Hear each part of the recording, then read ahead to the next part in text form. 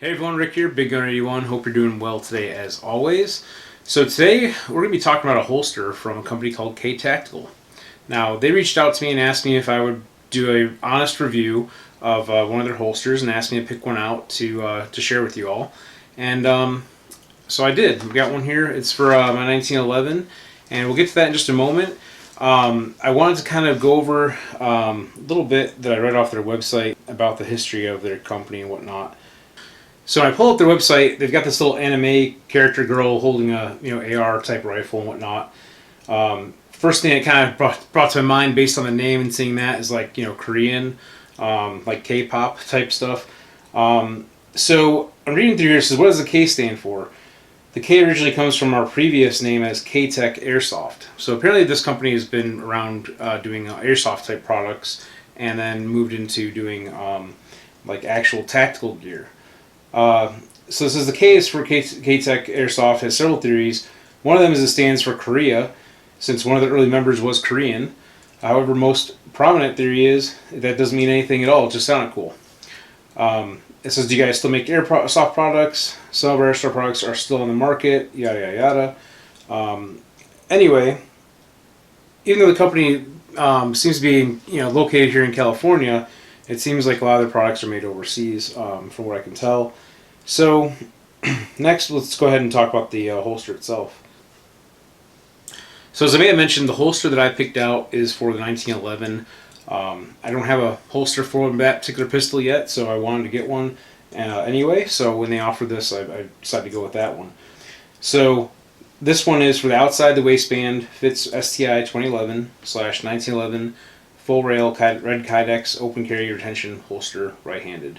It says description: K-Tactical red/black Kydex outside waistband belt holster for 1911 full rail models and non-rail models, as well as STI 2011 double stack, 2011 and single stack 1911 models. This Kydex holster features full trigger coverage, red inner layer, double wall construction, extra durable. Easy to adjust retention, standard hex key included. Extended lip to protect metal shield slide from rubbing against your skin. Don't like it when that happens. Then it says, fits up to 2.5 inch belt mount included. Fits on most tactical belts up to 2.5 inches belt height. It's kind of redundant in their statement there.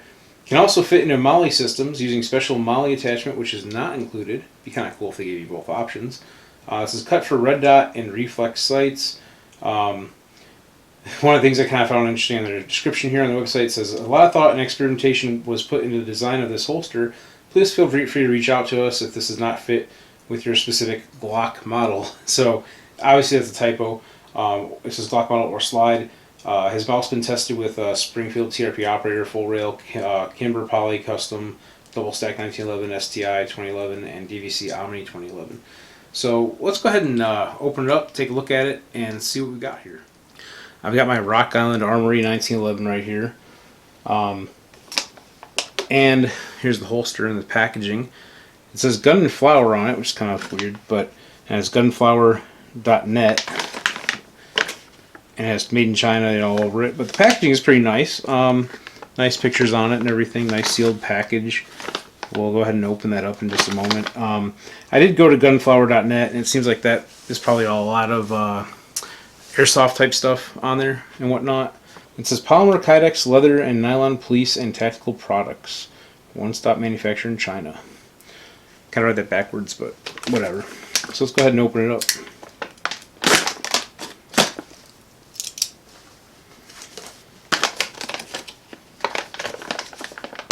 It's got a like a Ziploc bag inside of here. Or it is a Ziploc bag, I should say. So, there it is. There is also a little hex key in here. Right there. Obviously it has a hex right there for it. It says GF Gun and Flower. Very similar amount to like what you see with Blade Tech, looks like. Kind of like a lesser version maybe of the Blade Tech design. But it still feels like it's substantial plastic. The Kydex feels like regular Kydex on it. Let's go ahead and see how this fits into it. very, very tight. Probably have to loosen up the tension on it to get it to fit. So let's go ahead and take this back out and do that.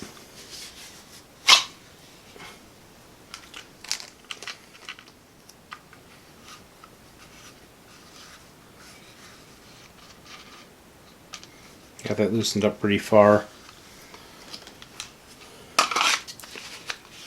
And it fits very nice and snug in there. I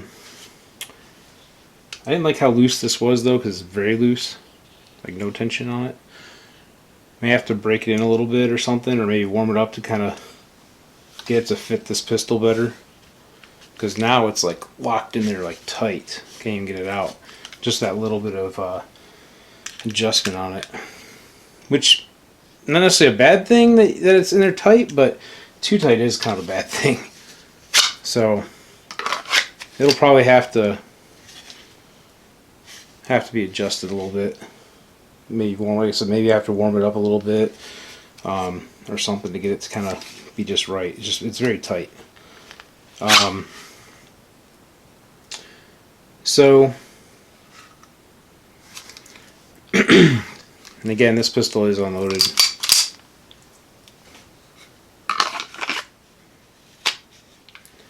Fits very tight in there. It does have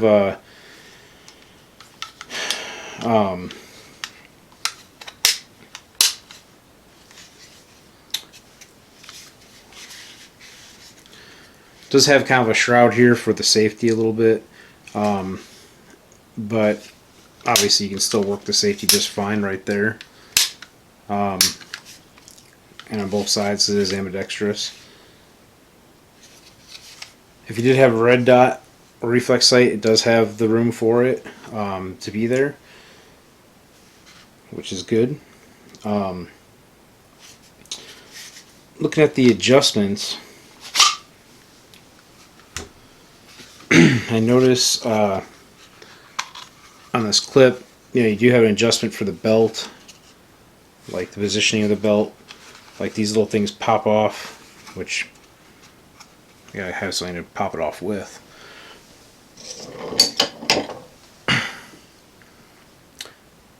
These little guys pop off,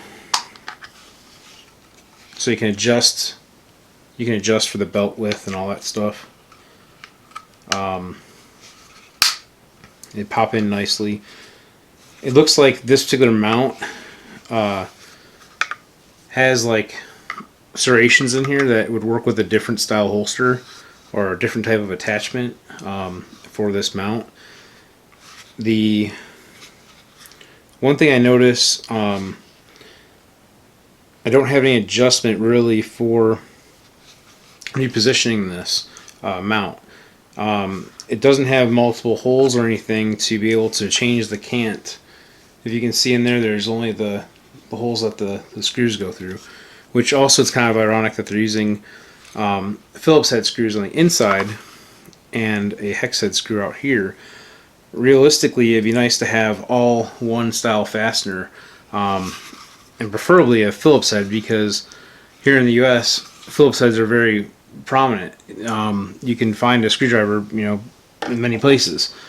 Finding a Allen wrench is not difficult either, but if you're out and about and out at the range and you don't have this little Allen key with you, somebody might not have one for you to make any adjustments with it.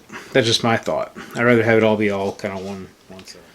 So the pistol does fit pretty well into the holster. A little bit tight. I have this adjustment backed off quite a bit on here. It might take a little bit of using it. Of course, running in and out a few times of the holster, it's wiping off some of the red plastic on the pistol, which kind of sucks, but that can happen with Kydex. So I think it's going to have to wear in a little bit to really get it to be where I'll be happy with it. I need to take a look at one of my other holsters to kind of compare. It almost looks like this Kydex is two layers already. Like it's not two separate pieces of Kydex. I've seen my recollection of my other holster. the Kydex was actually 2 layers of it, like 2 pieces. This looks like it's all one piece, maybe, possibly. I don't know. Again, I haven't had too many Kydex holsters to be able to explain that or, compare it. I would say it's not a bad holster at this point. I want to go ahead and try it out on my belt and see how it really fits and how it works. We'll see how it goes, and I'll let you guys know.